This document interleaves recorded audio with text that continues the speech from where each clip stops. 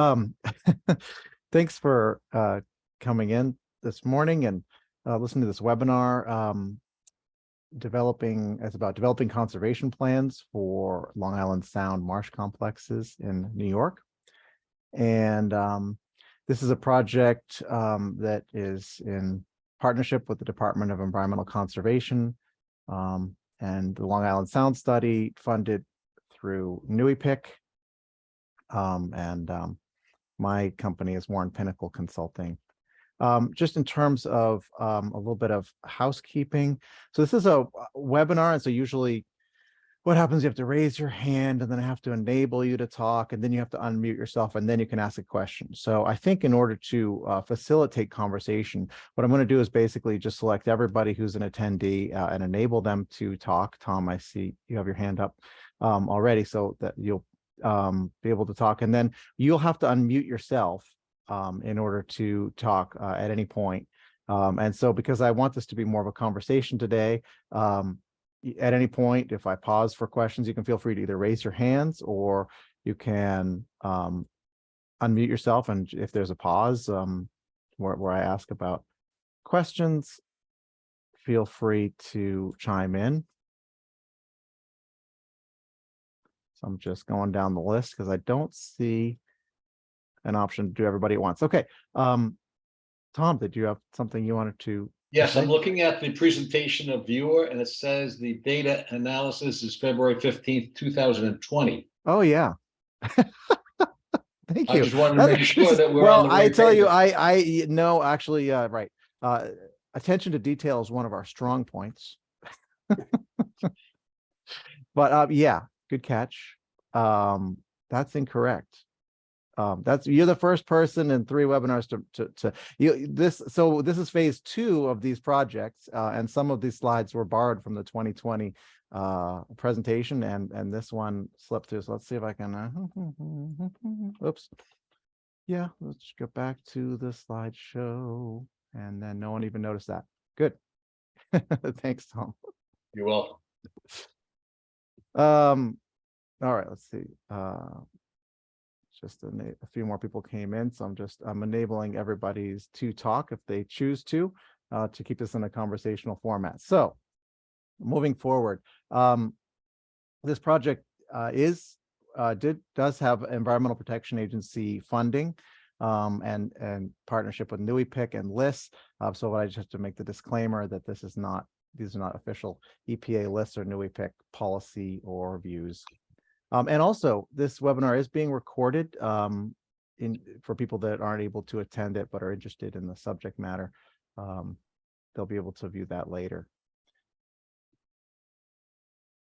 Okay, so I'm going to just start by introducing our project team. My name is Jonathan Clow. I'm with a tiny consulting firm out of central Vermont, and I've been doing sea level affecting marshes modeling, which is what SLAM stands for, since the late 1990s. This project was really, as I will explain in just a moment, is kind of taking existing model results, refining them, making them publicly available, and trying to get action from them, trying to make them relevant to marsh conservation planning. And really the idea for this was Vicki O'Neill, who had been involved in some of the earlier modeling efforts and just was realizing that we have this wealth of modeling results that are kind of sitting up on a website as just GIS results, and trying to convert those into something that has a little more traction. Vicki is on leave, and so filling in for her is Alexa. I don't know if you want to introduce yourself briefly. Sure. Hi, my name is Alexa Fournier. I work for the New York State DEC as the Restoration Planning and Policy Manager. I work out of the Marine Office in Kings Park, and a lot of what I do with DEC is to develop and to help others develop restoration and resiliency projects within New York's marine district, so anywhere in the downstate area. So I've been involved with some of this project since the early days, just sort of sitting on these meetings and hearing about where it's going and recommending sites to potentially analyze. So I'm excited to see this presentation as well. Great. And I launched an introductory poll that just ask for a little bit of information about yourself. For those who are coming in, I'm basically just allowing you to talk. So unmute at any point if you'd like to chime in. However, it's a large group. So if you would like to introduce yourself to the group, then please go ahead and use the chat and introduce yourself. I'm also getting a lot of support from Elizabeth. You want to introduce yourself? Sure. Thanks, Jonathan. Hi, everyone. Elizabeth Hornstein. I'm the Long Island Sound Studies Sustainable and Resilient Communities Extension Professional for Suffolk County. I work for New York Sea Grant, and my office is based at Stony Brook University. And my role is really to provide support for Suffolk County communities in the Long Island Sound watershed, to help them with sustainability and resilience planning and implementation of projects. And I'm also very excited about today's presentation and webinar. Thank you. Okay, so just getting into the presentation, we've gone through some introductions. I'm going to talk about the overview of the project, a little bit about the modeling. Then we're going to have a little bit of a hands-on training with the web tool that shows some of these model results, designed to show where current marshes, what their fate would be, and also where there's potential for future marsh habitat due to migration upland under sea level rise scenarios. We're going to jump from there into a discussion on conservation plans, what they are, what they could be, what we've had in the past and how they could be improved. We're hoping for, again, people to ask questions in the chat or to speak up as this goes on. We're definitely interested in hearing from you, because that's kind of this whole process, is figuring out how we can take some existing scientific work and make that relevant and important to these communities. There's more additional technical details that we can get into if we have time, but I have a lot of other presentations about that. So if we don't get to those technical details and people are interested, perhaps not likely, you can contact me and I can give you the information on that. So the project purpose is to provide information for local governments and conservation groups to team up, and also to provide a forum for these groups to team up together and develop marsh conservation plans that are designed to increase coastal resiliency. And so this is phase 2 of this project. We went through this entire project, and we'll talk a little bit about how it has been developed further. And developed 2 marsh conservation plans. And I'll go ahead and let me share the poll results if I can figure out how to do that. I think I go back and then I say introductory poll. Oops, I hit end poll. That's not what I wanted to do. Share results. Okay, sorry if you didn't have a chance to do that, because I didn't intend to. But it looks like, and this is Suffolk. We've done the same presentation for Westchester County and New York City and Nassau County. And so a lot of people here are from Suffolk County. This is what this is focused on. But that's fine. If you are from these other counties, we're happy to have you here. And we can, if you reach out to us, if you're interested, and we can talk to you about the work that is being developed in those other locations. And there's a lot of government groups here as well. About 50-50 of you had been aware of the marsh conservation plans from phase 1. So not bad for for baseball average. Anyway, so continuing on with this. So this was really, again, I say Vicky's brainchild. And so we had a lot of model results from this model called the Sea Level Affecting Marshes model that we'd worked on for years with NYSERDA. We started in 2014, where we did most of coastal New York, In 2015, lists funded an extension of that work to Westchester. And then in 2017, NYSERDA funded us again to update the model results because there's a lot of new underlying and proved underlying data sets, elevation and likewise, as well as marsh accretion data, which looks at how marshes move vertically under sea level rise. And so we looked at that. We modeled adaptation strategies. We looked at, we estimated ecosystem services from different types of marshes.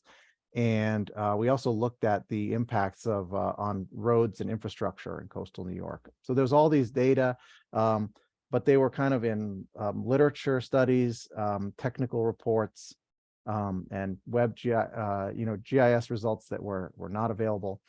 So the goals, in order to get these to be more relevant, was to develop this lightweight viewer, which we're presenting today, to do a data analysis that breaks down these results on a tax parcel by tax parcel basis, and also displays tax parcels over where these marsh migration footprints are, just so people can get an understanding of that, those dynamics, what's public land, what's private land, and the like. And where we are in this third red bullet is where we are today, which is a presentation of the viewer and the data analysis results. So over the next 3.5 to 4 months, we're going to be working quickly to enter into these cooperative agreements with municipalities, I would say, and other marsh conservation stakeholder groups, and everybody who's interested in some local planning. And basically, the way that process works is we get all the information that we can from these groups, and then we integrate those into a document, which is then reviewed by the groups. And then in following that, there'll be community workshops to roll that out. All right, so that's the overview of what we're trying to do. And I'm going to launch a second poll here. If I can figure out how to do that. Let's see. All right, I want to actually, there we go. Stop sharing. I had to stop sharing the first one before I could launch the second one. Got it. All right, so this is, I'd like to get a little bit of feedback from the group on these questions, but with the group that we have here today, I don't think that there's probably a lot of controversy or question about why coastal marshes are beneficial, but there are sort of many categories of that benefit. And of course, one of the most important categories is in terms of ecology. It's a powerhouse of habitat for invertebrates, which then go on to feed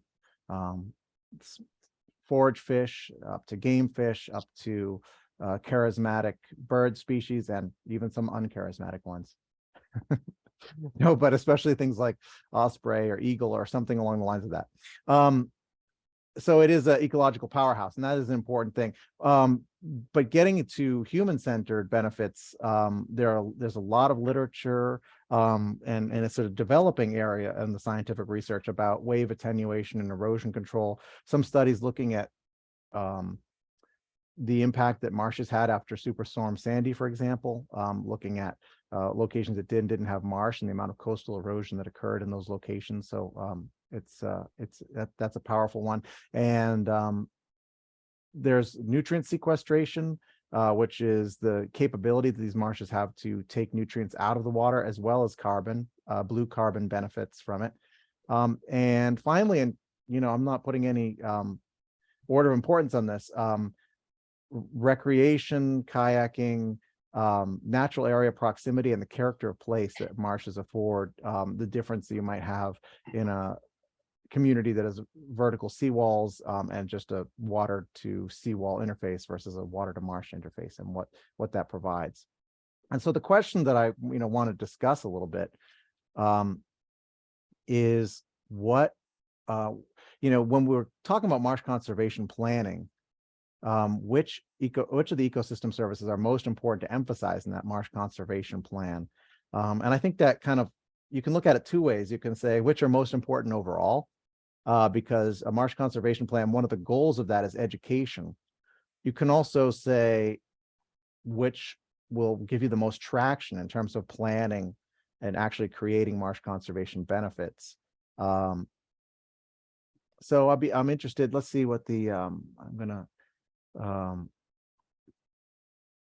I think I have to end the poll before I share the results, but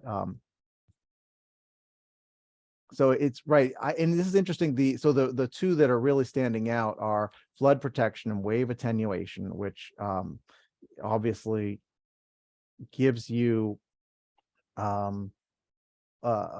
degree of political traction in terms of landowners and their concerns. Then the ecological value in the food web, you know, as I said, they're known to be one of the, so that's another very important reason overall, and they're known to be such an ecological powerhouse. So, but does anybody, I don't know if anybody has anything that they want to say about the benefits of marshes and where we should focus going forward.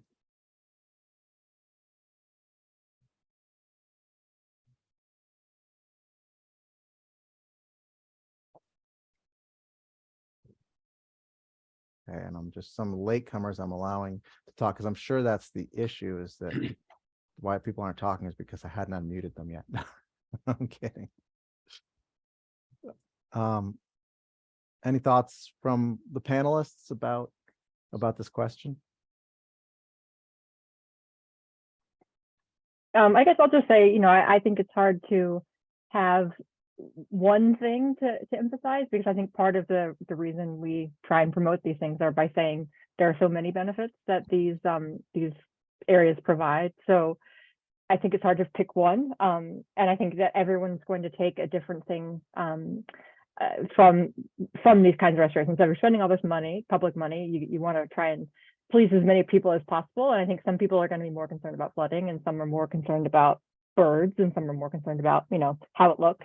So I think, you know, I always just try and throw everything in there, you know, that's reasonable, just because it does help to kind of make a stronger case. Yeah, thank you. You know, and that also makes it clear that I made a mistake in setting up this poll. I apologize. In the previous times I set up this poll, it was a multiple choice. Click all that. And this time, somehow, when I was putting it together this morning, I didn't make that change. So I apologize about that. I'm sure many people had that same thought. And then you could have picked 2 or 3 that were the most important. So yes, I apologize about that. I don't think we were going to publish the result of that poll anyway. Now that the scientific validity of it has been damaged. I mean, I think it is interesting to know what everyone's #1 choice is. But yeah, you know, again, well, that's right. I'm trying to sell these. Different than what I was trying to get at, though. So yeah, my mistake. So far, let's see, we've got 2020 that this took place in, and the wrong poll. So we'll see. We'll just add up. That's 2 strikes against me. Jonathan, I see Camilo has his hand up. Oh, okay, thank you. Hi, yeah, I'm just going to agree with what Alexa just mentioned, and that depends on also on the funding sources, depending on the if it is a grant from the federal government, if it's a FEMA grant or the New York State DC, depends on the funding source. We can focus on different aspects and different benefits from marsh into marsh management. And the different benefits that it can provide. So I will say that flood protection and wave attenuation is the most popular one in these days among the funding agencies, and that's the one that actually kind of includes everything else into it. Of course, you know, like it is a case by case basis. Each marsh is unique, and each marsh requires different techniques and approaches for restoration. But I would say the flood protection and wave attenuation is the most popular one among the funding agencies right now. Good, thanks. George, I see you have your hand up. Yeah, hi, Jonathan. I'm with it's Clean Water, Sustainable Harbors Group, and we represent a fairly developed harbor. And what our biggest concerns are in terms of marsh is the conflict of private property rights and basically community rights. In terms, it seems like a lot of homeowners, they want to bulkhead their properties, put docks on, and they're starting to harden the entire shoreline. And so we always have this, this conflict of whose rights prevail here. I think there's a lot of misunderstanding about when in order to stop erosion, everyone thinks let's just bulkhead it, and they don't realize exactly what they're doing to the harbor, to the marine life, and to the just natural habitat. So that's one of the issues that we seem to be constantly dealing with. Good. Yeah. Thank you. That's a tough one. And I think that that's as we move forward and marshes begin to encroach on more dry land, it's just going to become more of an important issue. And I think that's kind of that kind of conflict and starting to plan for it and think about it before it to the extent that we can is a big reason for the viewer, and getting those results out there so people can see and start to plan in advance to the extent that that's possible. Thank you. Okay, so unless other people have any comments they want to make at this time, I'm going to move forward. There are as you probably figured out from the poll question, there are two conservation plans from phase one, came out in 2021, and one was for Mattatuck Creek. And if you were interested in getting, they sent a link to people who had registered in advance. The link is here. I don't know if Elizabeth or Alexa, one of you could put this URL into the chat.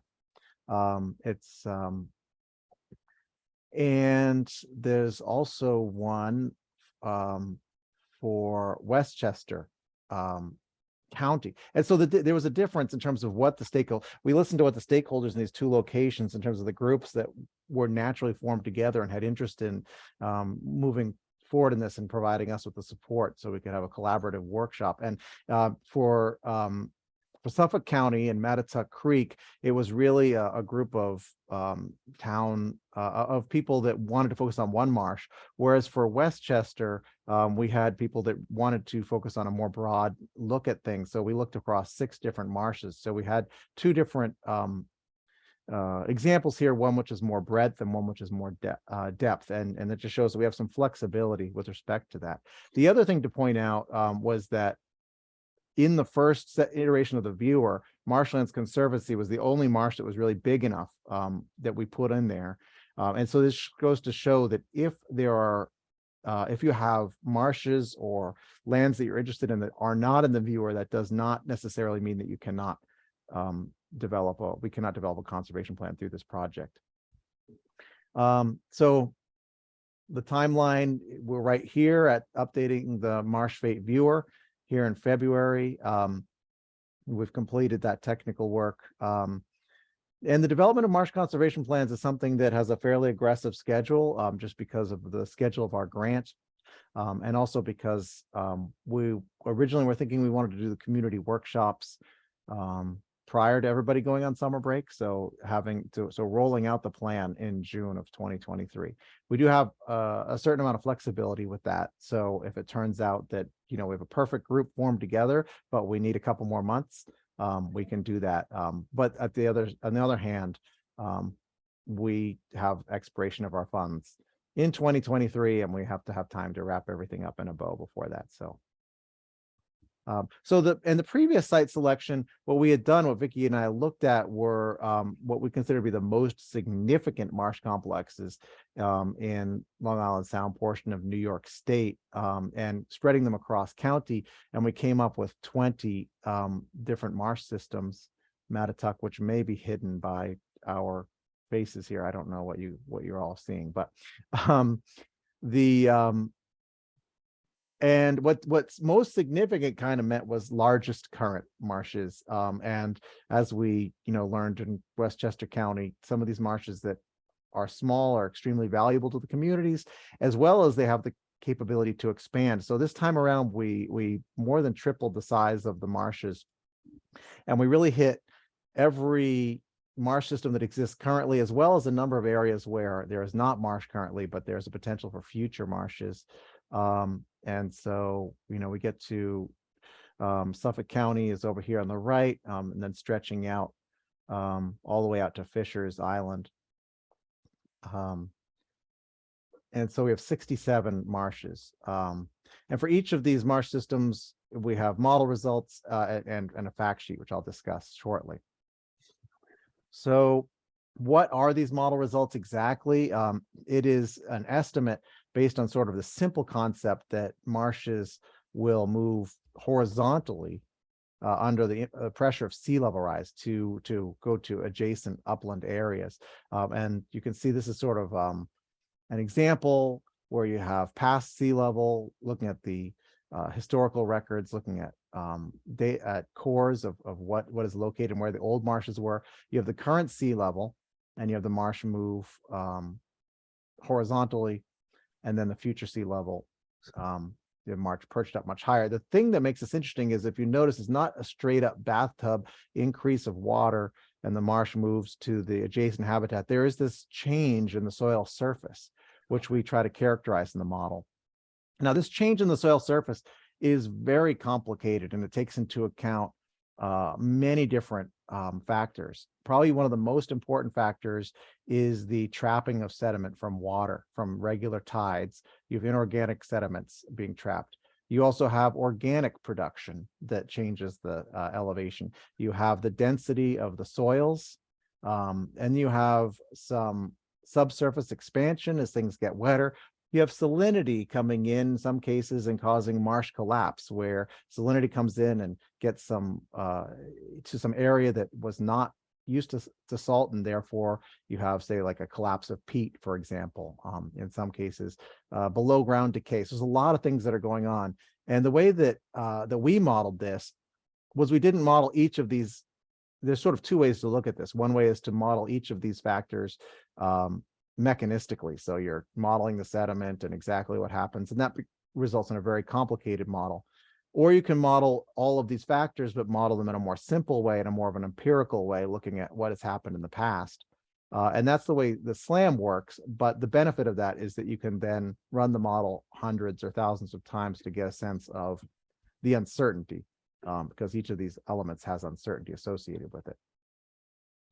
The other thing that the model takes into account are barriers to marsh migration, in terms of the vertical relief of the land, elevations. Sometimes there's just no location because the lands are steep, or because of land development or the development of vertical seawalls.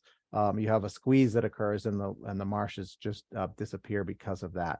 And so the SLAM model definitely takes into account this vertical elevation and the current presence of seawalls, to the extent that we have them through, say, the National Levee database, or other local sources. It's not a lot of times the data on where the seawalls are and aren't perfect.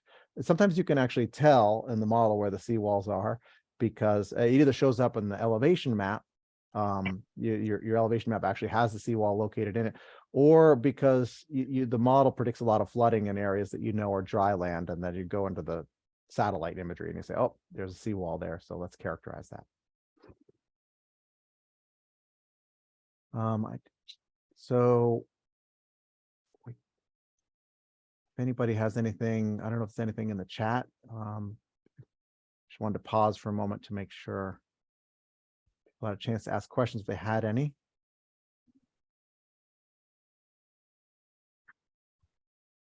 All right, so Zoom keeps sort of collapsing my, there we go, there's the chat.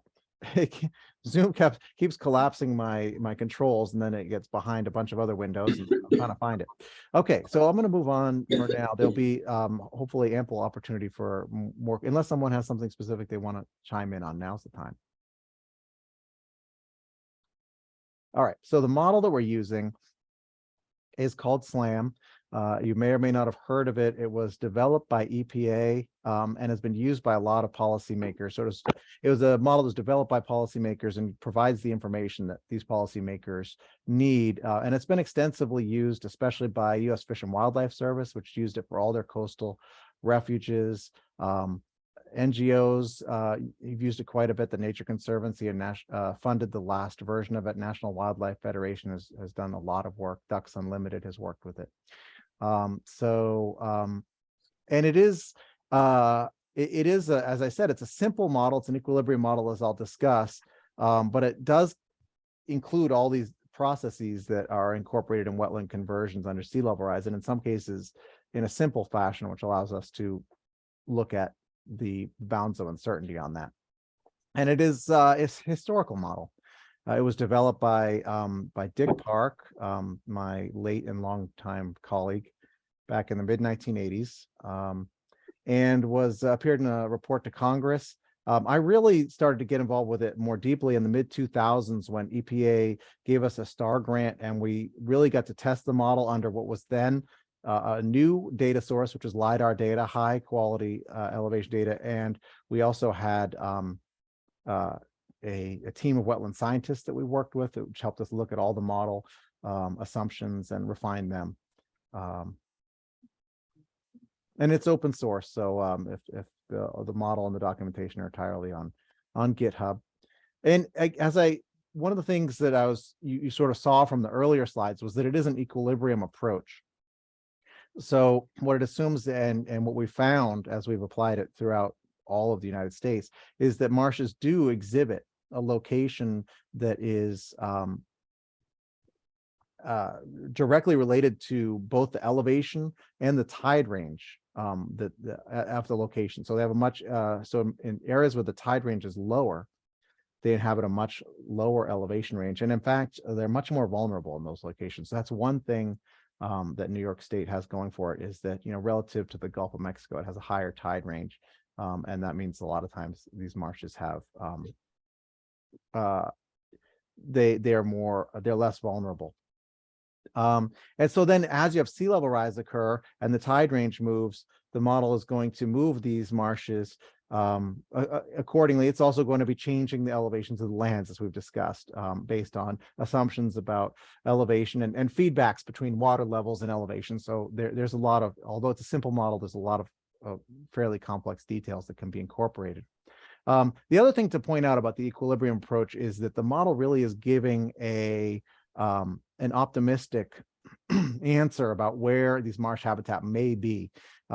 It's telling us basically this land is suitable for a wetland, and if it's allowed to come to equilibrium, a wetland will form there. It's not telling us anything about species or whether it's an invasive wetland or not. And it's also, if sea level comes fast enough, the marsh may not be able to come to equilibrium at that height, and it may not even develop before the sea level rise moves on. So that's so basically it's giving us information about where these habitats are and maybe in the future, and also the fate of current marsh.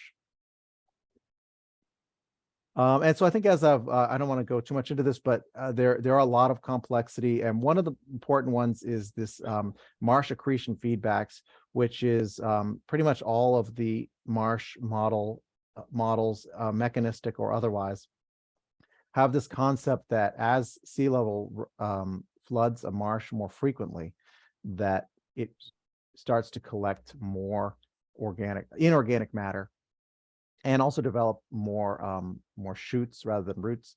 And you have so you have a certain to a certain extent, there's an adaptation that occurs.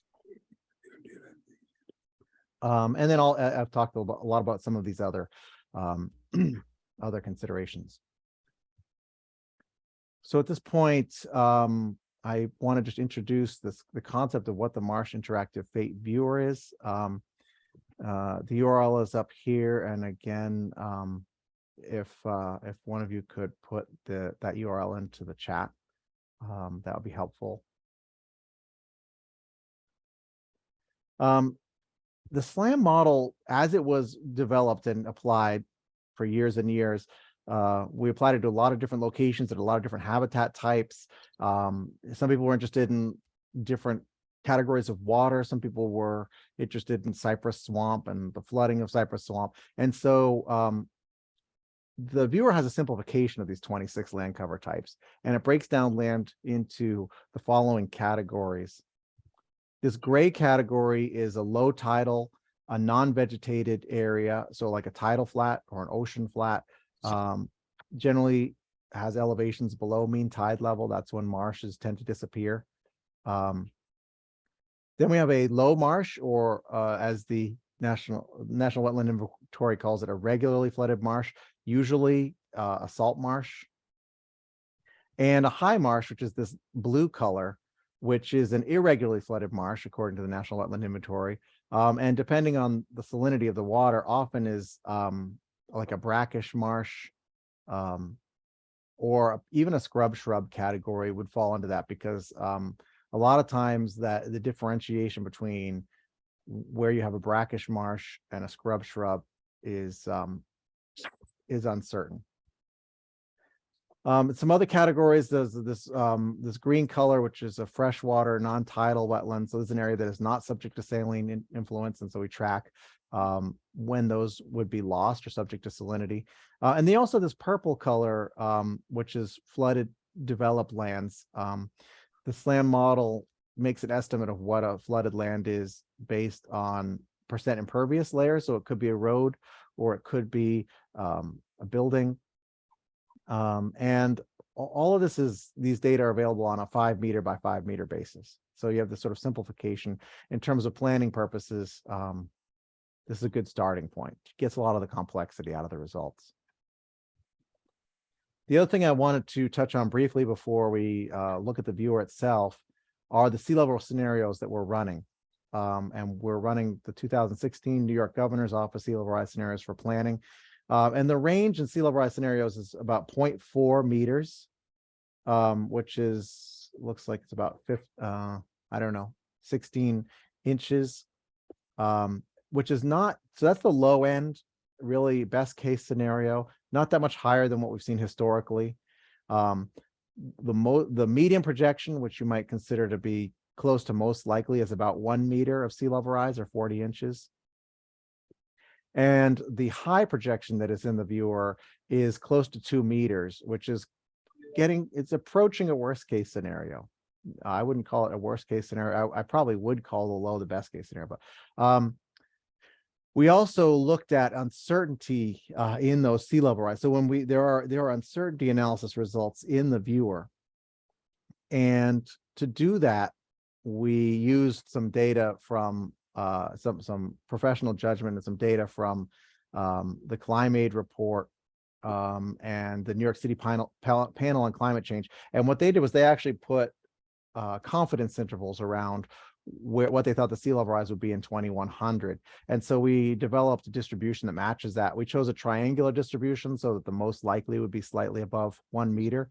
And so these low, medium, and high are the scenarios we're running, and the uncertainty analysis, we run samples from this distribution. So maybe 1 in 100 times you're going to get a sea level rise. We run the model hundreds and hundreds of times. 1 in 100 times you might get a sea level rise about 2 meters.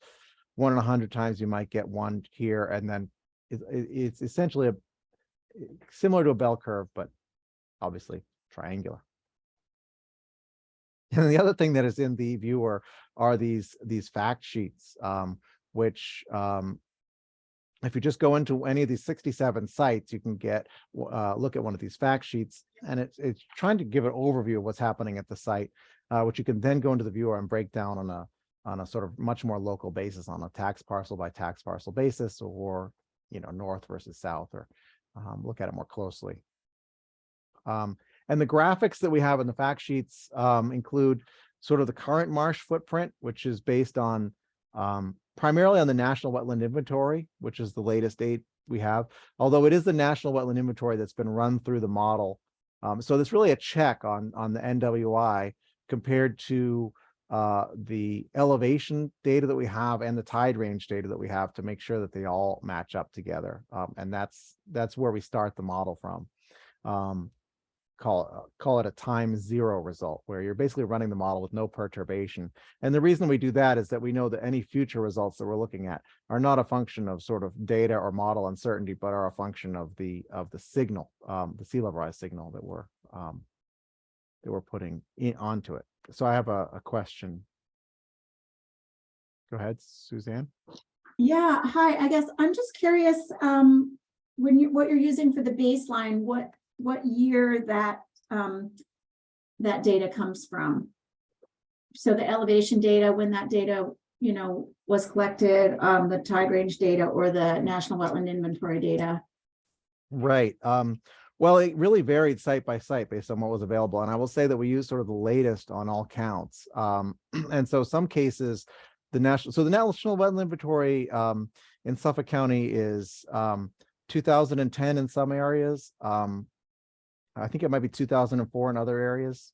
Might be, yeah, mostly 2004. I'd have to go back and look at the map and see exactly how it maps out. But somewhere in the range of 2004 and 2010. The digital elevation map was a little bit more recent. And so in some cases, when we run the model at time 0, we would see that the National Wetland Inventory, you know, might say there's a marsh in one location. The digital elevation map shows that it should be open water, and the satellite imagery shows that it is open water. And so then we say, okay, we're not going to try to, you know, we're going to let the National Wetland Inventory be corrected for that time 0, and we're going to have that be open water or a tidal flat. And the tide range data, I think that was the third one that you mentioned, was sort of the most, the tide is a combination of NOAA gauges and tide tables or NOAA predictions that were the most relevant to those times. You know, and if you have on the viewer itself, you have a link to the original model page, which has a link to the project report, which basically covers all of this. You know, but it's a little bit complicated because you have spatial coverages across all of coastal New York, and so it varies a bit. Okay, thank you. Sure. So I guess I just would say that when you're working on the conservation plans, if we say that that we think, if anything, we're overestimating the amount of existing marsh habitat because, you know, the imagery is from 20 years ago or that sort of thing, or are you adding a correction for rates of loss that you could sort of guesstimate, or is that not applicable in this case? Well, so what we do is we the sort of the initial time of the model is the date of the NWI imagery. But as I said, if the DEM is more contemporaneous and it ends up actually having some marsh loss, like when we go in close on some of these areas, you're going to see these small channels and things, and you're going to say, okay, those are open water, or the edges might change a bit. Then we leave that in. So the NWI usually gets reduced by that sort of time 0 step. So it's not perfect. I do get your point, though. I think we should make the point over and over again that if anything, the model's overestimating marsh habitat for a number of reasons, especially in the future projections, because one of the interesting things about this, the model results are that because of what I was talking about, this capability of marshes to move vertically, accretion. A lot of marsh models predict that you have to have a pretty high rate of sea level rise in order to get some significant marsh losses. But if you're only looking at sea level rise, but we know that in the you know, across coastal New York in the last 40 years, there's been tremendous marsh losses. So what the models are essentially telling you is this is not only due to sea level rise, because if you had sea level rise alone and the marsh was healthy, it wasn't subject to excess nutrients, because nutrients is a bit of a two-edged sword with marshes. Marshes can remove nutrients. They can also be damaged by nutrients if it gets to be too high. And they can, the marshes, if they have a high nutrient load, produce less roots, and therefore are more subject to erosion. So there are risks as well as benefits in terms of nutrient filtering. But we know that there are other factors: development, water quality, erosion due to you know, regular boat traffic, things along the lines of that are causing these marsh losses that we see when we look at marsh trends. And so again, that means that these model results for sea level rise will show you, you know, where marsh can expand to. And that's what you see in this lower location here. This area that has a marsh currently has a very, these are the uncertainty analysis results. So these are areas that have really high probability of being a marsh in the year 2100 that weren't marsh previously. And so, this kind of result is informative. But like in terms of the fate of this marsh, there's more uncertainty. I see another question from Tom. John, I was wondering, has there been any study of using desalination plants to reduce the sea level rise? I don't, yeah, no, I don't, I'm not, how, I'm not following how that would work. Okay, so in other words, if you have desalination plants all along Long Island Sound, where you're taking water from the sound, and then use that for potable drinking water. California is looking into a lot of these plants on their coastline. Right. And I was just wondering if there's any studies on the East Coast. Well, I mean, I Yeah. think the issue is that I think the issue is if you have an area that was, say, impounded and did not have a direct connection to the ocean, then I think the actions that you take in terms of withdrawing water would have an impact on sea level rise. But in this case, I don't believe any action that you took, say, on Long Island Sound to remove water would have an impact, appreciable impact on the sea level. The other concern, obviously, about desalination plants is the extensive amount of energy that are required from them. Correct. Sort of circling around to the driver of sea level rise in the first place. But yeah, so I'm not familiar with that, but I know in California they're looking at it, and hopefully they can find a way to do that will help with some of the water problems out Okay, there. thanks. Sure. Okay, so these probability maps are a little bit confusing because they show, in this case, it's showing in areas which are not currently marshes, what might become a marsh. And this is basically looking at all the factors, but what it's not looking at is the developed to undeveloped footprint. And there are also tables, and I don't know if, is this table visible or is it hidden by by our faces? And I don't know, can you see the table on the full table?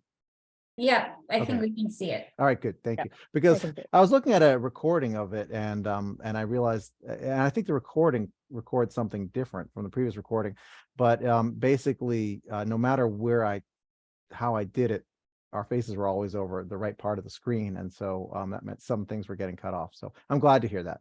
What you're seeing is not exactly what's being recorded, but pretty darn similar. So what these tables do is they look at the existing marsh areas. They break those down into public and private. So as of 2004, the NWI data fed through the model, we have mostly public wetlands. And of those, this basically tracking the fate of the current marshes. And you can see that, so this, again, some of what we're looking at here is the fact that a lot of the marshes in New York are high marshes, and they have a lot of what's called elevation capital. And so it takes a lot of sea level rise to convert them to open water. However, they are expected to go through an ecological transition from a high marsh to a low marsh during that process. But in terms of converting them to open water, because high marsh and low marsh is combined here, you see that this site has a fair degree of resilience. What we're looking at are uncertainty analysis results and something called the expected value, which is an economic term which takes all of the uncertainty analysis results and their probability and multiplies them by the outcome to get sort of your best estimate of what might be there. Anyway, the public marsh is, neither of these are expected to be all wiped out. In terms of where the new marsh is expanding to, there's only 10 acres of public land available for expansion of marsh into dry land, but 32 acres of private land. And I think that's a little bit about what George was talking about earlier. That's where it's going to be, if we decide that there's going to be a lot that goes on in these private lands, whether it be positive in terms of allowing for marsh migration, or the building of walls to keep wet water out. It's a lot of area for discussion and planning. it also looks at the developed land. And so if you looked at this site overall and you said, okay, in the best case scenario, even under sea level rise, we would expect marshlands to increase. That is true, but there's some major caveat about the expansion of marsh onto both public and private lands. Because even in public lands, and I think there's something that got brought up in the other workshops, there are competing interests that have, you know, are significant public benefit, whether it be recreation fields or otherwise. Okay, yes, a question from Suzanne. Yeah, so I'm curious, so what sort of the reasoning behind combining the irregularly flooded and the regularly flooded marsh rather than showing the conversion as it happens from, you know, the high marsh zone to more low marsh to more mud flat? Is that just too detailed, do you think, for what the purpose of the conservation plans is, or No, not at all. Yeah, that's a a really good question. So that's, I think, and we actually show both of those. We show in the viewer, you can look, and I'm about to demonstrate the viewer so I can answer that question during the demo. I think it's because if you have a probability map where you are estimating probability, and you're then mapping that in space, the probability adds another dimension. And so you kind of have to look at one feature, like, is it a marsh? But we could, and we actually have developed probability maps that say, is it still a high marsh? Or has this habitat changed? So once you have the probability results, you have 1,000 ways of creating maps and making interesting results. And that kind of depends on the stakeholder.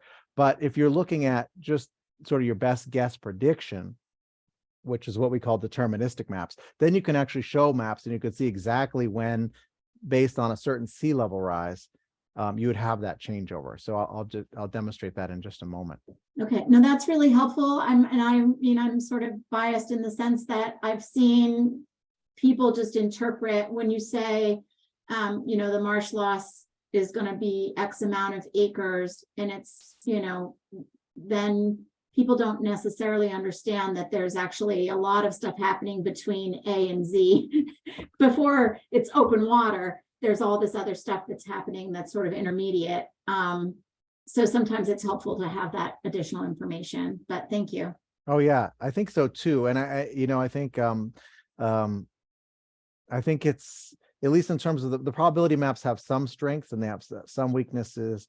And obviously they can be expanded in different directions as well. But I think that is an important sort of weakness in that particular kind of map.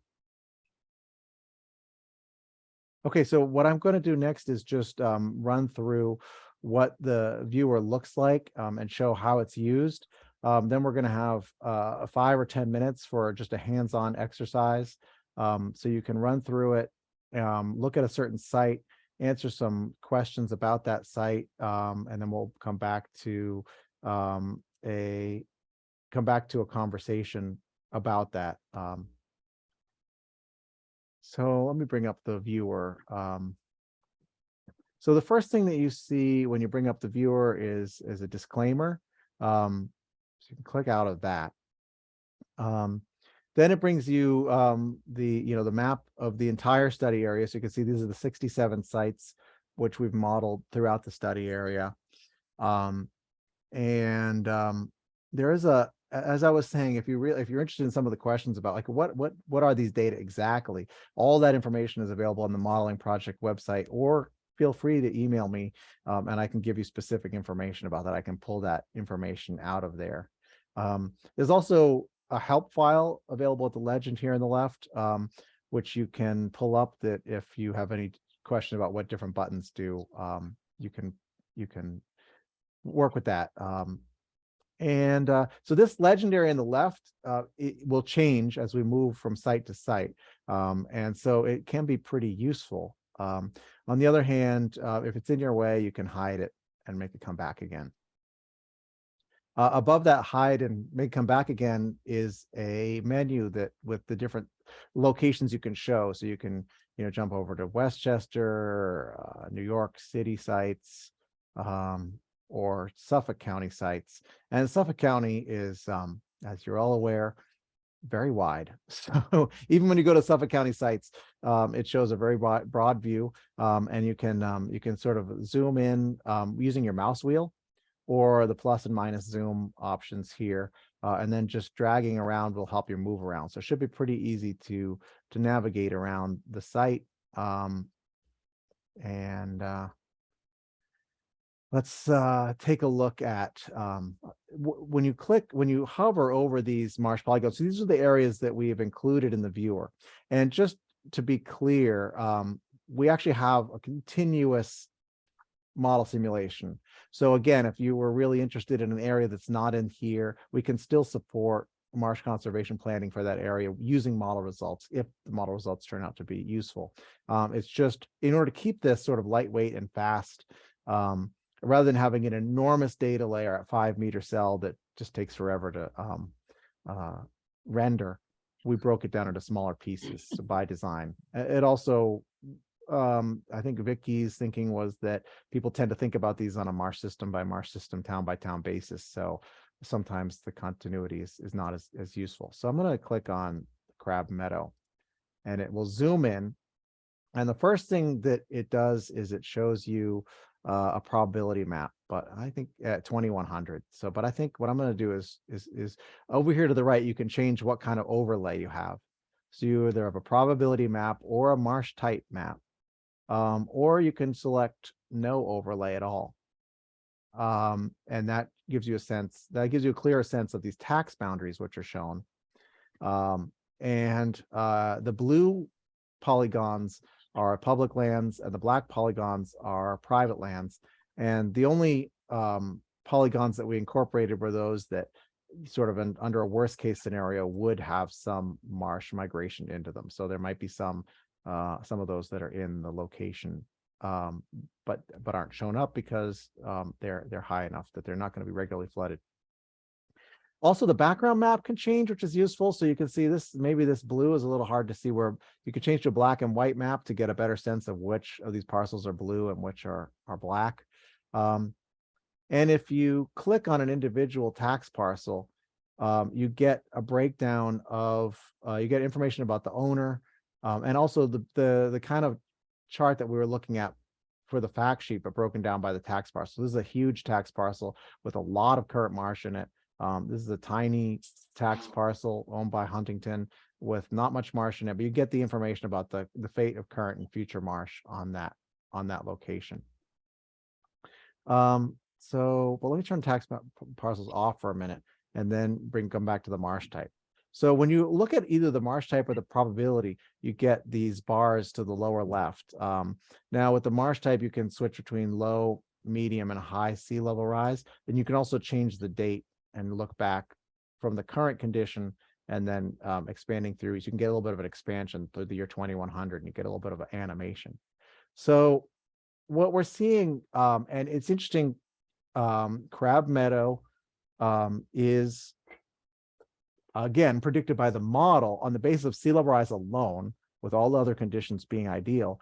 It's not predicted to be extremely vulnerable to sea level rise under the low sea level rise scenario, which is probably the best case scenario. You don't have very much marsh, if any marsh loss at all, but you do have an expansion of marsh onto dry lands. And that is a pretty common finding among the low sea level rise because, as we've discussed, the marshlands are moving vertically. Pretty much any marsh you look at has a positive vertical movement. And it can pretty much keep up with 0.4 meters of sea level rise by 2100, which is the equivalent of 4 millimeters of sea level rise each year. So the marsh is moving fast enough to keep up with that. On the other hand, the dry land is not moving. And so you can have some, even with the low sea level rise, you can have some expansion of dry land flooding. And if I'm not mistaken, this was one site where we had found that there was actually some already reports of nutrient flooding along this road in particular. If you look at so let me just stick at the year 2100 and go to the medium sea level rise. So you can I can now just animating, holding the date constant and going back and forth between low, medium, and high. And you know what you were talking about just a minute ago, Suzanne, is really true in this site, because if you look at the medium sea level rise, there's a lot of this marsh has fallen down to a location where it is going to be a low marsh now. So there's going to be, by definition, an ecological conversion there. And so there may need to be some management of that ecology. Are invasives happening at this time? Is there some degree of marsh collapse that's happening because of the increased salinity? Under high sea level rise, you have a lot of that low marsh is actually converted to unvegetated, and you have a lot of other low marsh. And so the whole site is converted to regularly flooded marsh for the most part. And you can see there's a this area up here, which is freshwater wetlands, is predicted to be become saline under medium or high sea level rise. So there's some, questions about how those would want to be managed. Would we want to maintain the ecosystem services of a freshwater wetland by somehow preventing that water intrusion, or is that futile?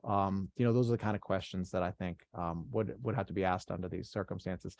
But what we're looking at also, this area here is obviously getting flooded. The barrier island is protecting it. And there's uncertainty around that too, in terms of how that barrier island is going to migrate under sea level rise, and to the extent that it can, because it's a lot of that is developed, and so probably doesn't have that capability to migrate.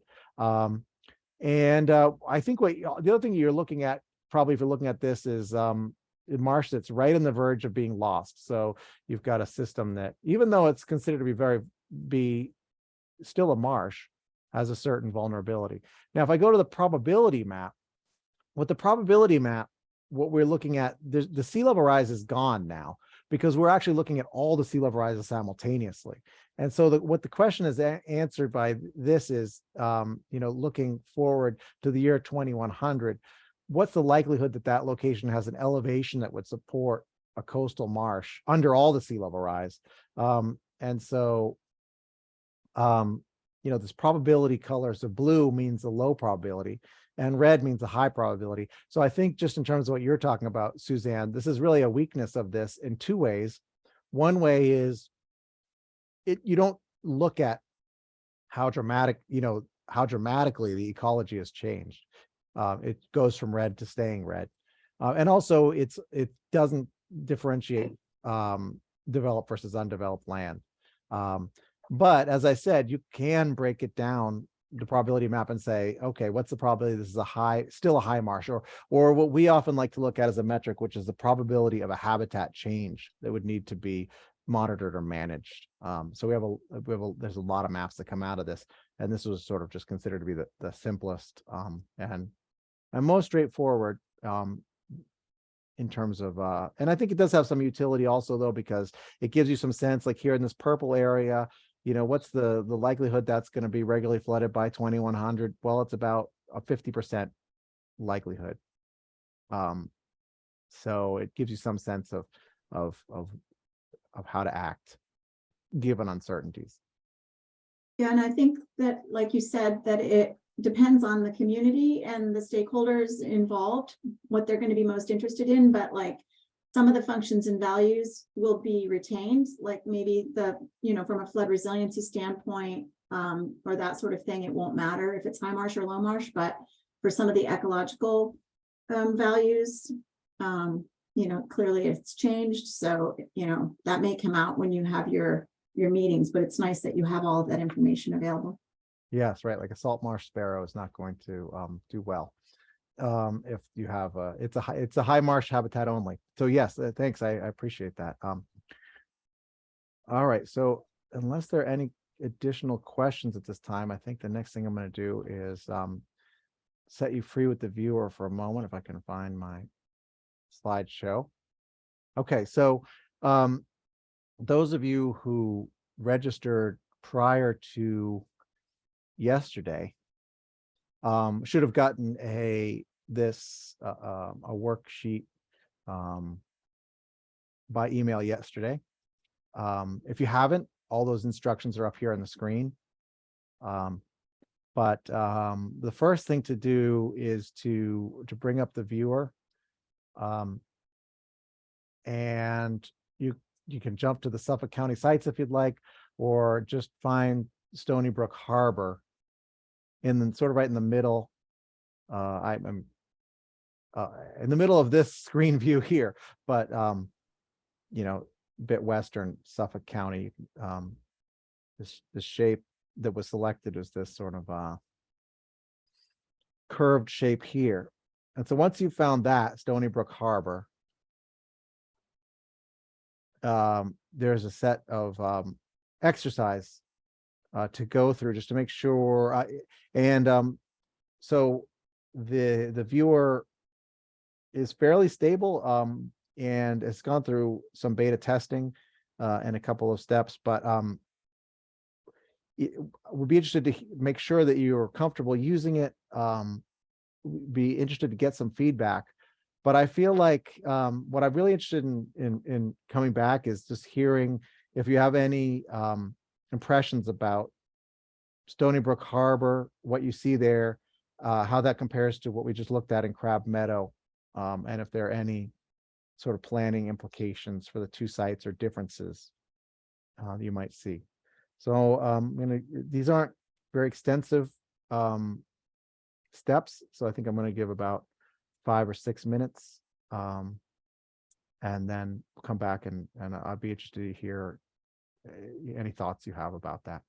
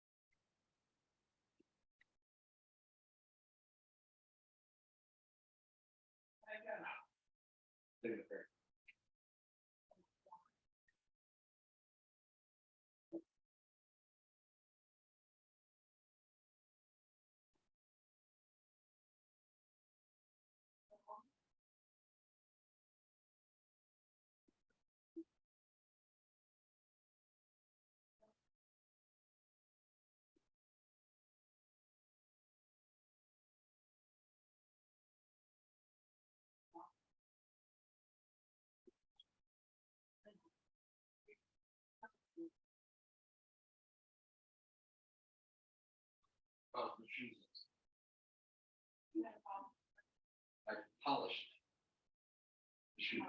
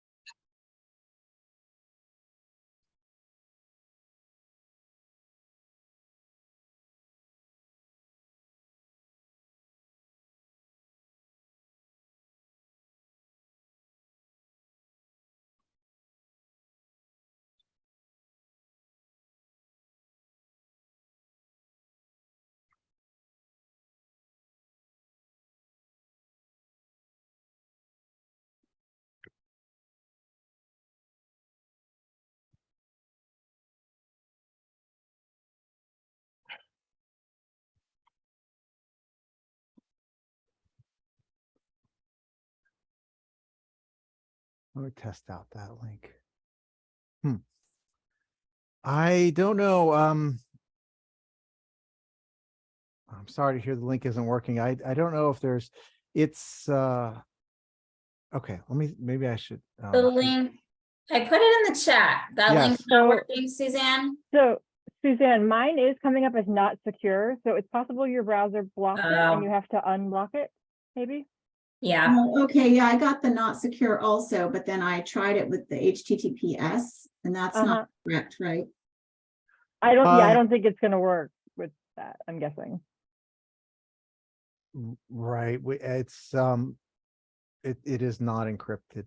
It just comes through old school HTTP, which I imagine some government. I haven't actually run into this previously, Must but I be imagine because some. I'm on a federal computer and Yes. it just is very, very sensitive to not letting me go anywhere. Yes. It's Well, not- that's interesting. I will report that back to Vicky and to NEIWPCC. I think, I can basically, my website's never been encrypted. I just hadn't had a reason to do that yet. But maybe it's time for me to upgrade that, especially given how much I work with government clients. So I apologize about that. Can't solve it right now, unfortunately. But I think it's the other thing is that this viewer is something that the phase 1 was supposed to eventually go on NEIWPCC or LIST's server, and I don't think they just got around to that yet. And so but there So is a correct, plan so eventually to it's get this up open. and- I just opened it, just Okay. like to follow up. I don't know what I did. But it did it when I tried it again.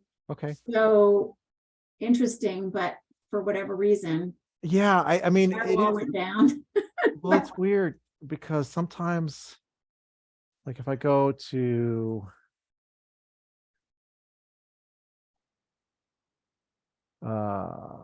yeah, I don't know, like if I added an S, see on Firefox for some reason it's my URL is showing as HTTPS and it's bringing it up. It's not, I know that it's not actually secured. It should also work as HTTP. I know it right. So here's where it says it's not, so the connection's not secure. If I go back and just go back to where I was with the HTTP. See, it's telling me this connection's secure with no trackers. Verified by Let's Encrypt. Well, I don't know. I'll have to do some research on that. I don't know. It's telling me that it's encrypted, but I don't know. I don't know what that means. So anyway, I'll do a little more. I know at no point did I actually add the my web server was trying to upsell me on the HTTPS services, and I didn't take them up on it, but maybe eventually got added automatically. I'll try to figure that out.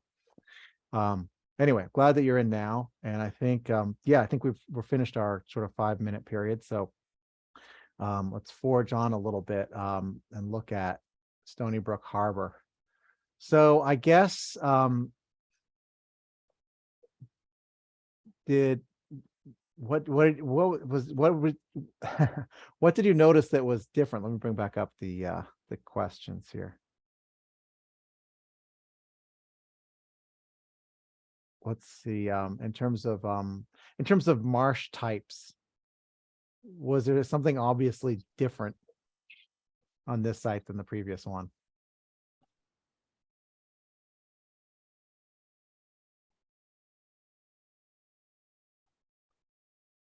Well, let's see. Let me turn off the tax boundaries.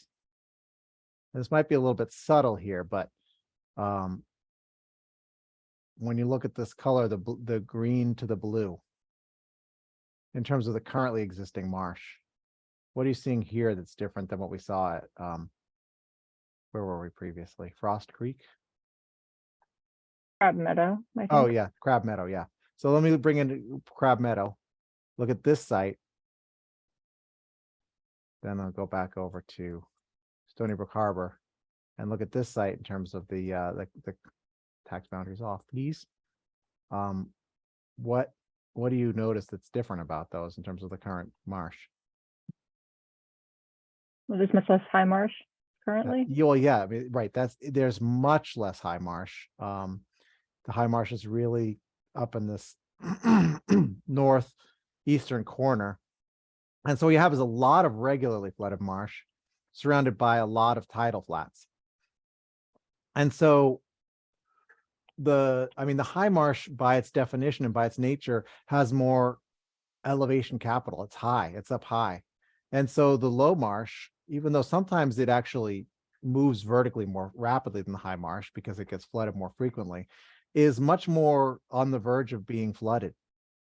And so if we look at the low sea level rise results for Stony Brook Harbor, again, what I was saying before, you don't have a lot of marsh loss because you're only looking at 4 millimeters of sea level rise on average over 100 years. You do see some expansion to adjacent dry lands, and the tidal flat simulations are pretty uncertain. There's a lot of dynamics that happen with tidal flats, but one thing that doesn't happen is as much accretion. So you are seeing some loss of flats, which can be a valuable ecological habitat. So it's in there. But if you look at the medium sea level rise scenario, now all of a sudden, a lot of that regularly flooded marsh is being lost. That green color is gone. And being replaced by gray or even the white, which is basically the see-through, which is basically open water. Which is not, I mean, if you look at these areas, they're, at least in terms of this imagery, there's already a lot of open water there. And this is, we don't know what tide this was taken at. Based on the elevation data that we have, there's still potential marsh habitat there, but it's clearly pretty frequently flooded. So it could be taken at high tide, that picture. But it's not surprising that you have that occur under medium sea level rise. And then a high sea level rise, when you see it's clear, there's no marsh habitat there, you go to black and white, no habitat, no. So that's very different. What we saw at Crab Meadow was under high sea level rise scenario, it was all still marsh. Now we see it's all open water. So I would say there are different, this is probably, now in New York State, as you go and you look across these sites, I would say it's probably, of the marsh, it's probably something 80–90% high marsh. So the fact that this already starts with extensive low marsh makes it stand out a little bit as unique, but also makes it one of the more vulnerable sites that we are looking at. The other piece to look at, excuse me, that piece to look at is the expansion into dry lands. And so it's kind of interesting because the expansion that's occurring, there's not as much. So there's some vertical relief. There's not a lot of potential marsh habitat. Even under the highest sea level rise scenarios, looking at some, getting close to the worst case scenario, the areas along the south of the system aren't expanding much. The barrier island, is known to be vulnerable. So it's a, and I know like there's some examination of like, there's some looking down at this marsh here at the south. You start out with some high marsh and what's relatively rare, but the NWI characterizes this as a freshwater tidal marsh, whether it really is or not, or whether there's some, I don't know, but under the high sea level rise scenario, you see this area is subject to conversion, but still only under the high sea level rise under do you get this this conversion to open water. But there is some uncertainty because of this road crossing and the impact of that. So that's another area where, the road crossings is one area where public policy takes place in terms of how do you protect the road? How do you enable, do you oversize the culvert or add a tide gate there that's unidirectional in order to try to keep things fresh? So there's a lot of public policy that occurs in those locations. And I'll say, Jonathan, we are working with the village of Head of the Harbor and some of the stakeholders to potentially upgrade that. They're looking to upgrade that culvert at that road there to make it larger and increase that tidal flow. And right now there's currently a lot of phragmites behind that culvert that they want to hopefully address. So. Right, and that's another thing that that this model doesn't really take into account is the fact that when you get these disturbances, or even before getting these disturbances, that the impact of invasives. All right, so let's go back to the so let's just take one more thing to look at here. is we've looked at what we see. Let me go up to, like, say, the year 2070 and look at low, medium, and high sea level rise. Now let's look at 27 on the probabilistic standpoint. And so this is an area which starts out pretty much red. It already has a marsh there. When you get to 2070, so what the probability map maybe is one of its strengths, is that it says, you know, this marsh here, given what our best estimate is that there's about a 10 to 20% chance that this area, the majority of this area, is still going to be marsh in 2070. So not a very high chance, and that might, you might do your policy that way. You might have, you know, a basis, like there may be a probabilistic cutoff where you say, okay, or there may be some other actions you take to try to improve that 10 to 20%, like some sort of thin layer deposition or sediment augmentation.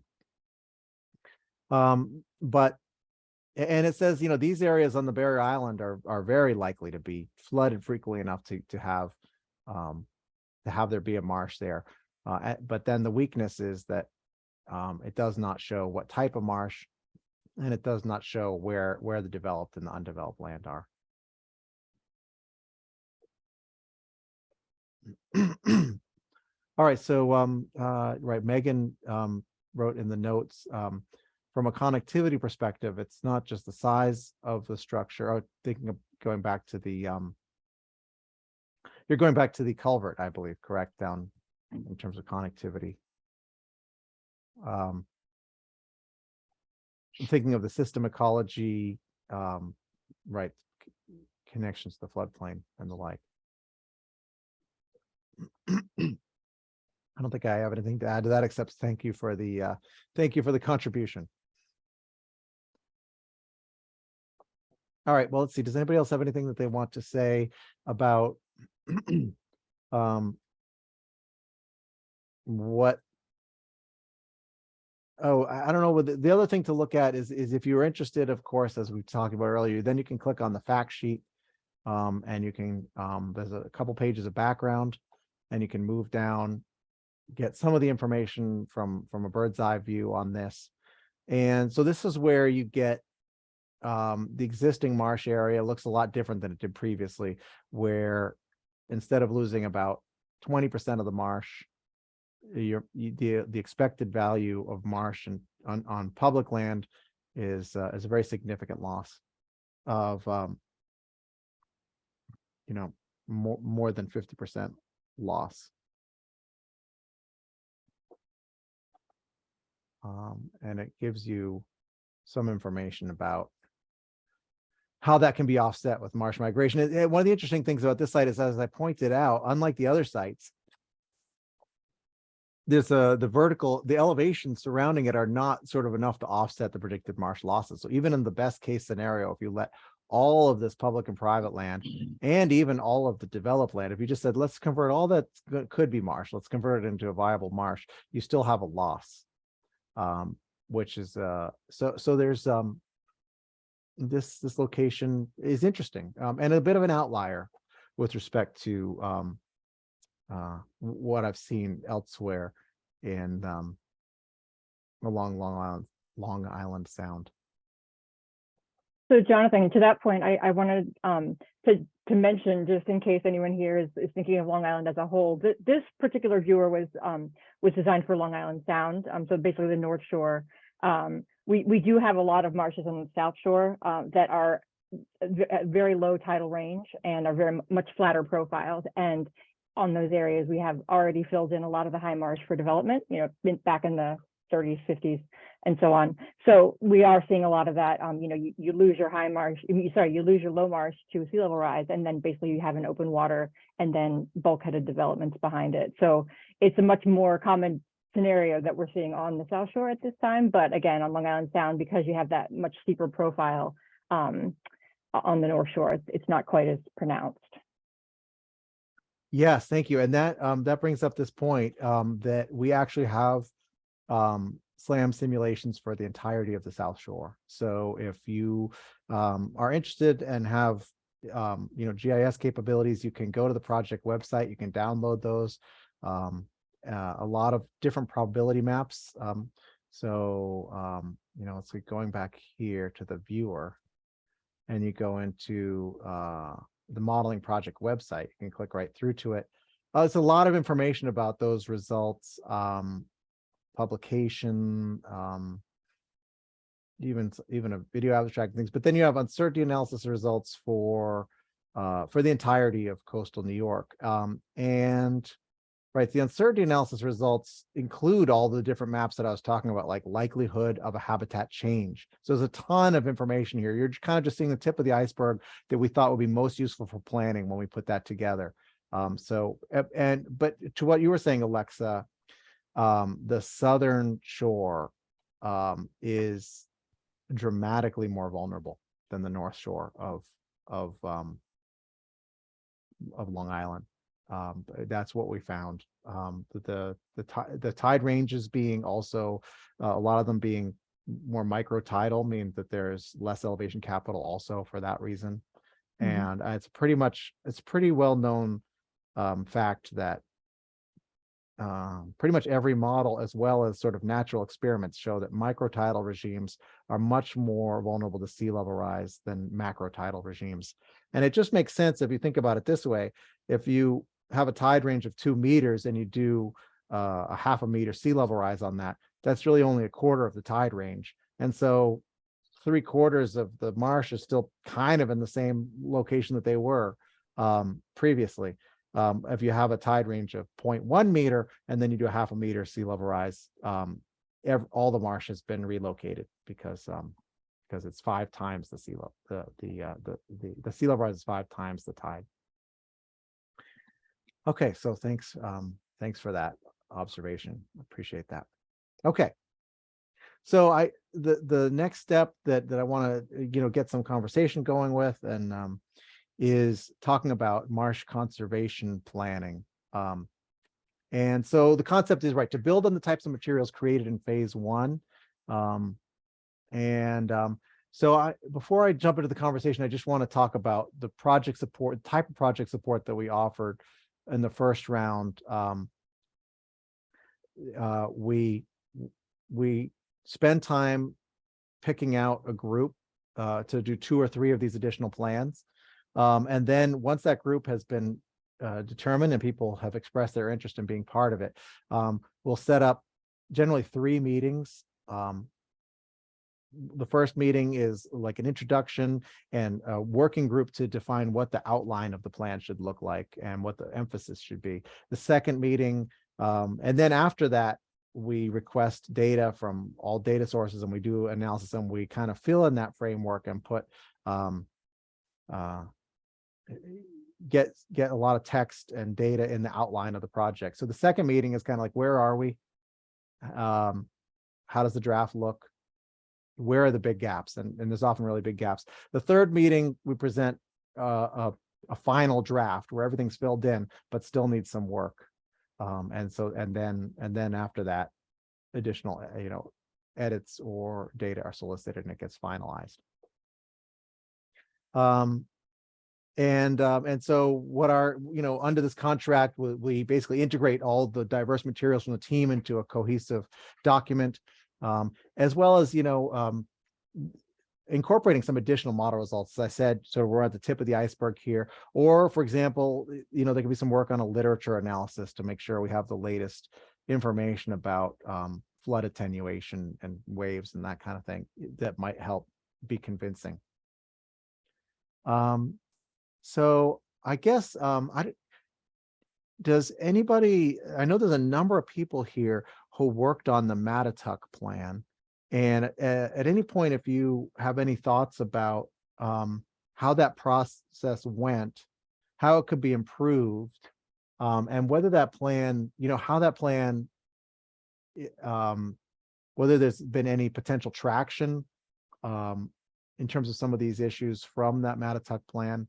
I'm just gonna, yeah, I would love to get your feedback on that. And it doesn't, certainly doesn't have to be all positive. Any areas where there were weaknesses or there could be improvements or just, the limitations due to the fact that we're trying to push out a document in 4 months. Any of those kind of that feedback would be helpful. But looking at the history of the sites, I found in both Westchester and Suffolk County to be very useful because it gives a little bit of sense of how these locations have been changed. In this case, we have the this map from the Town of South Old Highway map book of 1932 showing even at that time in 1932, just an approximate distance of the old channels of how much modification had taken place at that time. Here's another example of we're using historical photographs to show an area that was open water is now filled. We looked at the trends analysis as I was talking about the history. There's been a lot of history of marsh loss from 1974 to the mid 2000s, which is what this study was looking at. Interestingly enough, Mattatuck Creek was one of the lucky ones, which has stability. Pretty much the same marsh area. It's sort of a straightforward look at public and private land ownership and where they're privately owned marshlands. That might be something we want to consider getting into cooperative agreements with landholders in terms of managing. And when we looked at specific, ecological resources, the osprey nesting sites, and talked about how those would be influenced by the presence of the marshes, the ecological powerhouse that is the marsh that's right next to it, and talked about marsh conservation tools. And this is one area where I feel like I'm hoping to develop a little bit further, because I think in the first 2 plans that we put together, we talked about options for marsh conservation tools, as opposed to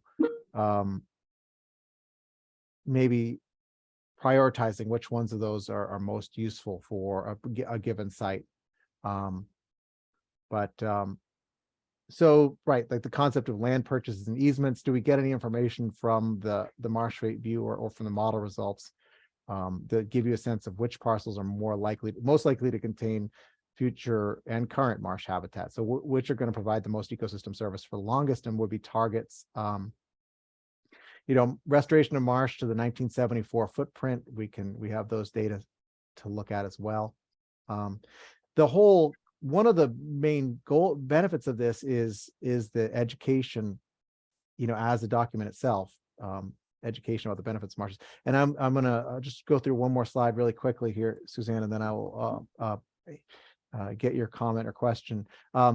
We talked a bit about marsh restoration, which I think is an important priority for state and local governments, and the Long Island Sound Study Comprehensive and Conservation Management Plan specifically commits to restoring 515 additional acres of tidal wetlands. So if a cohesive group could come together and say, this is an area where we think for a variety of reasons marsh restoration would be useful, I know that you would have receptive audience in the state and state governments and Long Island Sound Study, because that is actually one of their goals.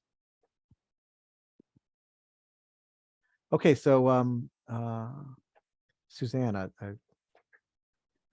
Well, yeah, I just had a couple of comments that are unrelated to each other, but the first was a question about the model itself and the sea level rise projections. And do you know if the metonic cycle is incorporated into that?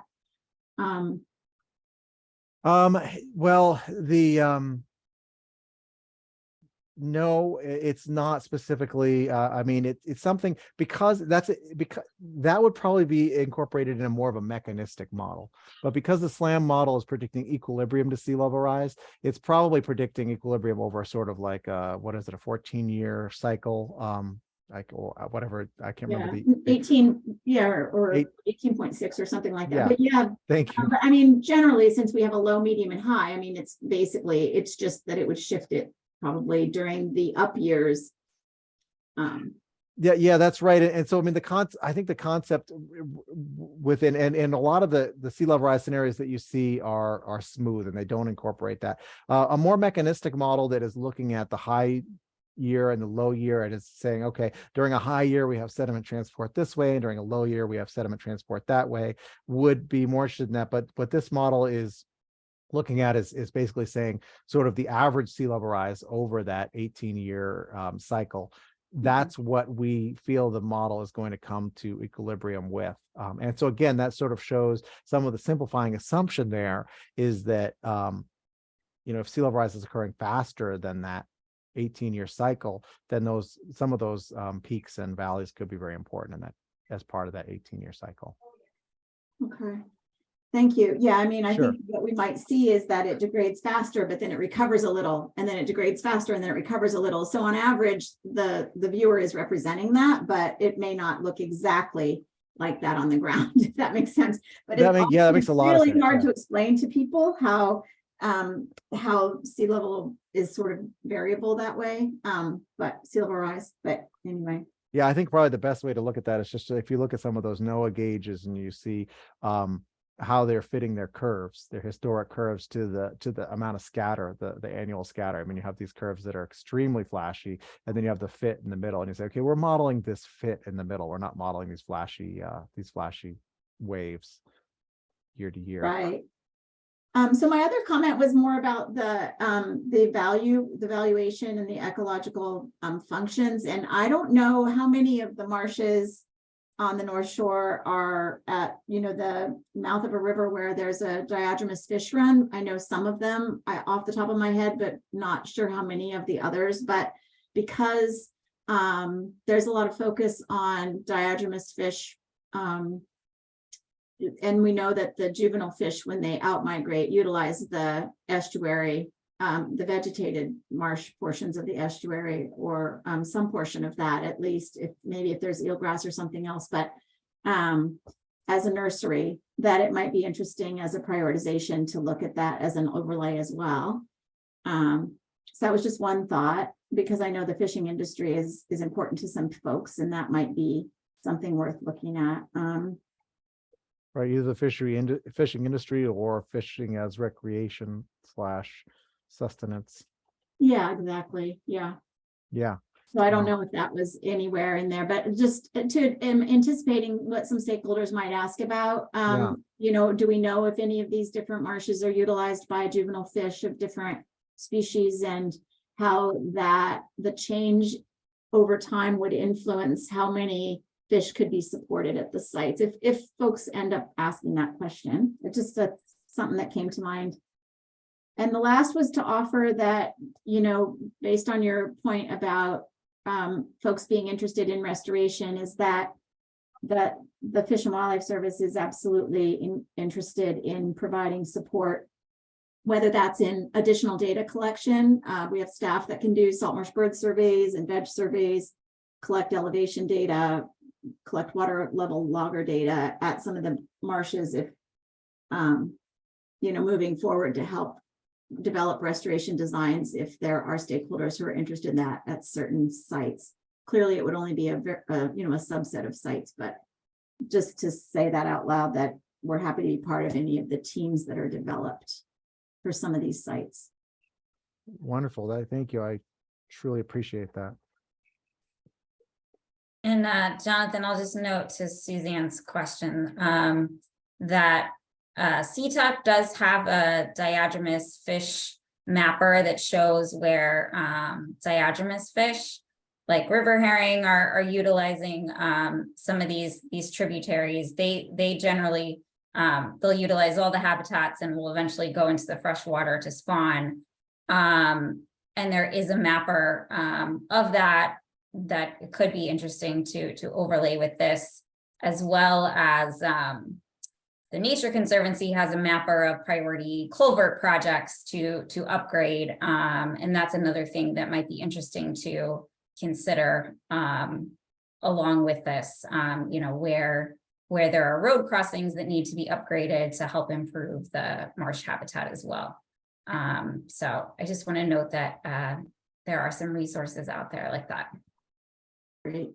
Thank Yes, you. that's good. And I think like in the previous, we basically just had some general language about the importance of diadromous fish, but didn't use any of the, either we did not have a direct map to Mattituck, or we didn't use it to get a more specific data. But if we had those that's the kind of specific information that we can call out and say, this is especially important habitat because it's a known diadromous fish, juvenile refuge. And that can certainly give some teeth to a conservation plan. And I see Katie has her hand up. Sure, thanks, Elizabeth. Yeah, thank you all. This has been a really great presentation, and I wanted to just share, Save the Sound has a successful restoration project for salt marsh out on Long Island at Sunken Meadows State Park, in partnership with New York State Parks, and now we're working with New York Audubon on high marsh conservation design at that same complex. So we'd love to certainly be kept in the loop and provide, any lessons learned that we've found with marsh restoration on the North Shore. So yeah, just let us know how we can help move these kinds of projects along. Great, thanks so much. We will keep you in the loop for sure. Does anybody who, I know that, I don't know if everyone attended, but there were a number of registrants who had worked on the original Mattituck Creek plan. And are there any lessons learned there in terms of what worked or what didn't work, that or where you think more benefits could take place, that somebody wants to share?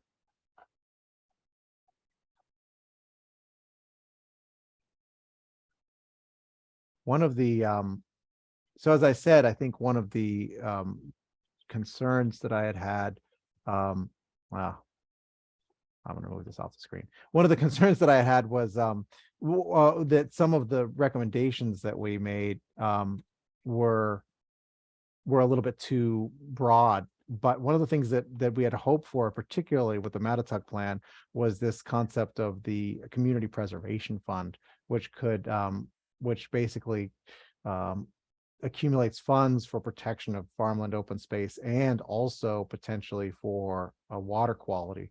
So we're hoping that maybe a plan like this could help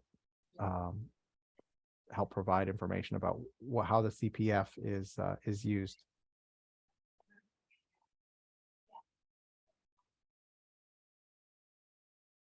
I see Katie's hand up again. Hi, sorry, I just had another thought. Please, yeah. Thoughts are great. And this, I can't remember if this is already in your documents, but we met maybe last year with someone from NRCS who told us about their conservation easement program. And it seems so relevant to the North Shore of Long Island in particular. It's where if you have a property with a wetland complex on it that has some history of agriculture, whether that's like, ditches in the marsh or some history that you know of, as long as it had some influence by agriculture in the past, they can enter into a conservation easement with the property owner and are able to provide funding for restoration work. So if that's not included already in sort of these plans as an option, that's a great opportunity. Yeah, it doesn't ring a bell, the agriculture connection. And I just wanted to see because my memory's not perfect. No, but I don't see any reference to it in the document. So that's really interesting. And it also seems like that's the kind of thing where maybe offering assistance in terms of defining the locations which previously had connections, using some of these historical maps, historical aerial photographs that we had used previously could provide some evidence in terms of that that agricultural influence piece. So thank you. That is something that we will explore for sure. All right, so I guess, and then the other question that I wanted to ask is, is there obvious low-lying fruit in terms of Suffolk County that where you feel like there'd be an interested group that would fall together in terms of marsh conservation planning, or are there sites in particular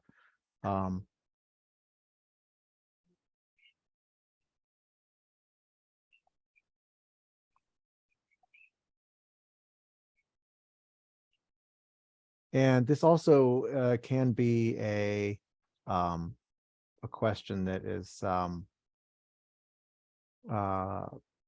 that people can think about and get back to us about interest or like to set up a conversation about potential sites. So it doesn't necessarily have to be brought up here, but I know that there's been some conversation about Stony Brook Harbor, which is why I called it out as a as the case where we would do our hands-on exercise. Yeah, and I was just gonna say that I know the some of the folks I think that have been involved in those conversations ended up not being able to make it, but I think are interested in the recording. And so that might be one location, but yeah, for others on the call, if there's you know, if you think your marsh, your community would be interested, definitely let us know. I think there's a lot of great options potentially for Suffolk. And one of the things that came up in terms of the Westchester Conservation Plan, where we went broad, was the fact that the town governments were not deeply involved in that, which kind of makes sense for something that's a county-wide examination, but had some weaknesses in terms of a lot of the power in terms of what's going to happen with land resides within the towns. So I think also one of the criteria that we would be looking at is, are the towns willing to sit down with us and offer their perspective? So that will be something to consider as you're thinking about what a site or group might be. Another interesting observation, I think, is the fact that the acknowledgement that there is potential that some areas have the potential, like for example, the loss of other services that might be provided if areas are allowed to have marshes expand. So just to if you are losing a valuable community recreational field, or you are losing something along the lines of that at least an acknowledgement of that, that's the kind of balance that you can do in terms of maybe site selection, in terms of choosing a site that has a better balance. A site is maybe underutilized to begin with.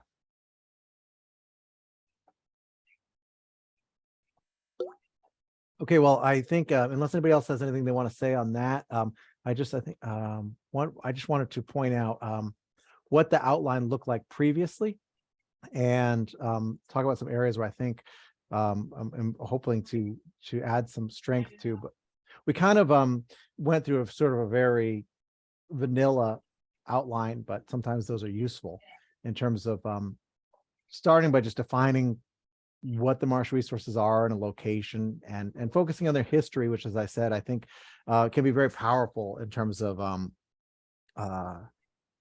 what used to be there and what can be restored and what can be recovered in many cases.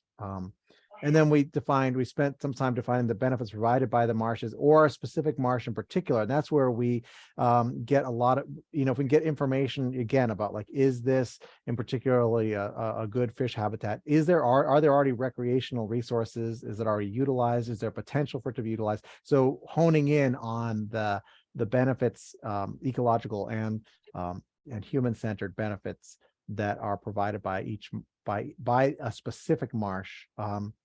And then talked about the threats and the history of losses, if that's the case. And then again, getting into examining the options for marsh conservation planning. And one of the things that, recognizing the fact that this is a document and a group that's being formed over the course of 4 months,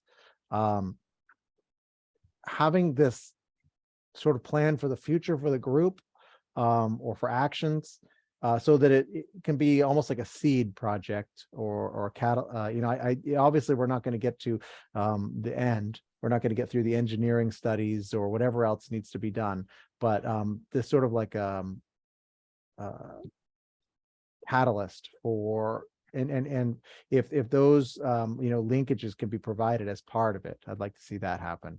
Talking about, how to move forward.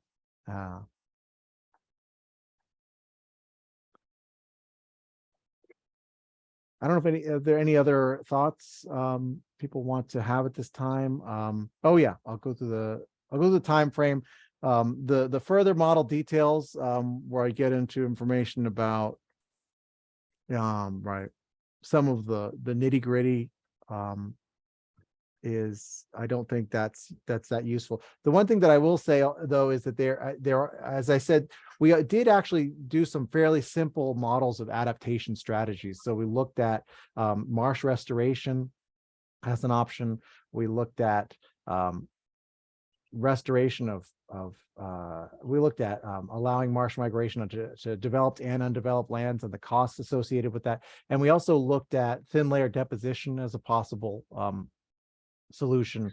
So we have some of those studies available as well. But just to go through the time frame one last time, by the end of this month or early next month, I think that we will have finished our process of defining which stakeholder groups are the most interested and what are the 2 or 3 plans that we're going to be developing. Then we'll be going, through these 3 working meetings in March, April, and May. Then participate in community workshops in June. Again, if there's a reason that should be delayed, we can delay it by a few months. But the current schedule has us having the final plans completed in July 23, and it also incorporating any response that we get from the community during the community workshop rollout of the draft document. So that's it. Go ahead. Yeah, I was just gonna say, Jonathan, I think this is a good, it's a good opportunity to kind of set the stage and a good first step for communities that are looking at how can we protect and restore our marsh, and is kind of an opportunity to bring all of the stakeholders together and, require some time commitment. But out of it, you kind of get, okay, these are the goals that everyone has, and this is what we want to do next, and then can sort of hopefully, take some action from there. So I just want to point that out. I feel like people need some time maybe to digest and Sure. think about it. So, please reach out, I would say, if you guys are interested in a particular site, or you think there might be a group of stakeholders interested. I agree. And I think, the other thing that I will say is that the time commitment isn't that great either necessarily, because if you have 3 one-hour meetings over 3 months, that's not too much. But then if everybody, took, 2-3 hours to pull together the data that they have handy, the information that they have handy, write a paragraph, or even just give us the raw data, then we have a tremendous amount of information that it's our job to integrate into a cohesive report and make sure people agree with that. And so you're right, it's not a 0 time commitment, but it's also, I don't think it was an overwhelming time commitment for the people, the groups that entered into it previously, and we got out of it what we got out of it, which I think is useful, and it's a starting point, and we'll continue to try to improve upon that. So yeah, thanks. That's a good point. Thanks everyone for your time. A 2-hour webinar is a long time. So, so thanks. Then I see Josh, thanks for offering your help on easements. That is one of the plans that we're, one of the things we're talking about, but so yeah, we'll reach out to you on that for sure. All right. And then now we go into the part where it takes me 5 or 10 minutes to find the end webinar button. Thank you, Jonathan. Great presentation. All right, thanks. Yeah, thanks. Thought it went well. Great. Yeah. So long. All right. See you.